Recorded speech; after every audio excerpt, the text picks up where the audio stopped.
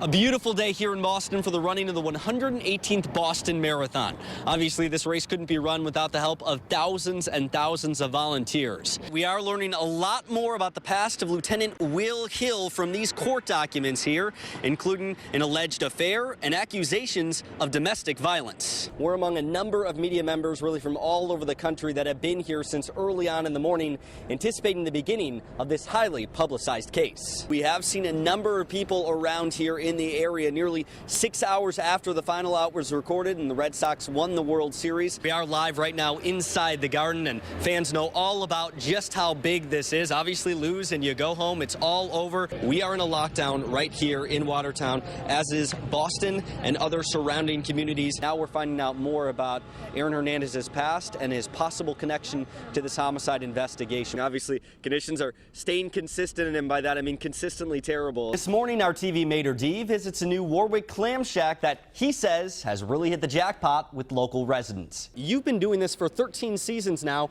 Why do you keep coming back for more? What is it about this show that keeps you coming back? They keep asking me to come back. Good evening, Kelly. I am here live outside the Dunkin' Donuts Center. You can see directly behind me trailers for Ringling Brothers, Barnum and Bailey back there. Now, spectators, they did see these horrific events, as you said. They were shocked, and they told me afterwards, horrified by the events. Stunned circus goers exit the Dunkin' Donuts Center moments after a serious accident during the Ringling Brothers Legend show left folks frightened and confused. There was just a lot of questions, and then, everybody came running out. Eyewitnesses tell us circus performers were involved in a human chandelier when something went wrong. They were hanging by their hair, all the girls hanging by their hair, and then it just falls to the ground, and the big metal thing above them hits all of them on top of them, falling from the roof of the Dunkin' Donuts Center. I screamed. I'm like, that's not right. Sometimes you're surprised, and it's part of the show, but this clearly wasn't.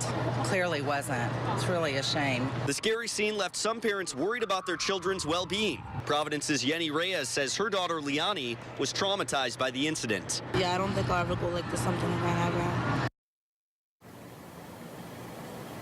Now, the show did go on after a brief intermission following that accident, but the people I spoke with said they couldn't stomach it any longer, and they left. Most of the 4,000 people that attended the show, as we saw, left as well. For now, live at the Providence Mobile Newsroom, Andrew Adamson, Eyewitness News. Losing a loved one can be extremely difficult, especially for children. But now there's a place where kids can just be kids, here at Camp Braveheart. This is the day Kyle Vermette has been waiting for all summer. His first day at Camp Braveheart in Wakefield. I like the rock wall, like right here. I like the water slide. Good job, Kyle. While Kyle is having a blast, he's also dealing with a challenge, the death of his dad. But luckily, he's not alone. These other kids lost someone really special to them, so we get to join together. I had a camper put it this way a couple of years back. We asked her, how did she feel at school? And she said, left out. And being here at camp, we said, how do you feel here? And she said, I feel like I'm left in. My name's Deanna, if anybody needs me. Camp Braveheart founder Deanna Upchurch knows exactly how these kids feel. She started the camp 7 years ago after her husband died and left her 2 children without a father. Looking at the difference it's made with children, not just my own personal experience, but with all the children over the years, the feedback is wonderful. Great. The camp has grown since then, and this year it's up to 90 kids. Campers who have lost a loved one can come here, have fun, and get grief counseling for free, thanks to donations from the community. It helps you remember the people that passed away in your family. It helped me accept what happened. It also helped me find coping mechanisms.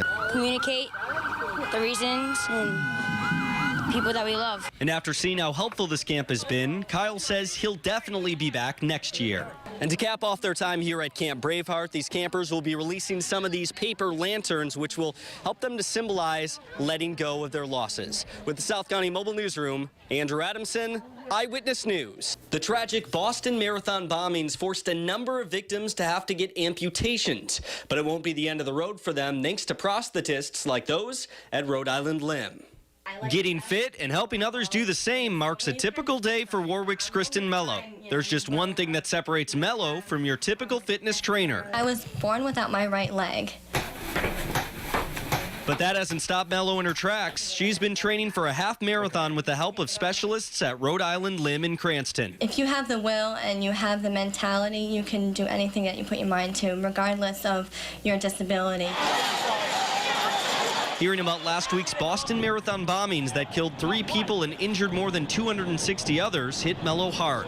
She can relate to their tough road to recovery, especially in the case of the dozen or so amputees. Any traumatic experience will definitely do that, and my heart goes out to them. I was greatly affected when I heard about this. Like Mello, many of these amputees will have to get prosthetics. Since these can be expensive, the American Orthotic and Prosthetic Association has stepped in to help. National and local organizations like Rhode Island Limb are ready to assist victims without insurance. To have the ability or the opportunity to be able to help, and use our skills to help these people that have been affected, so much it's kind of an honor. Now, Rhode Island Limb hasn't had anybody officially call and ask for prosthetics as a result of the Boston Marathon bombings, but they say that they'll be willing to help anybody free of charge if they do call. With the West Bay Mobile Newsroom, Andrew Adamson, Eyewitness News.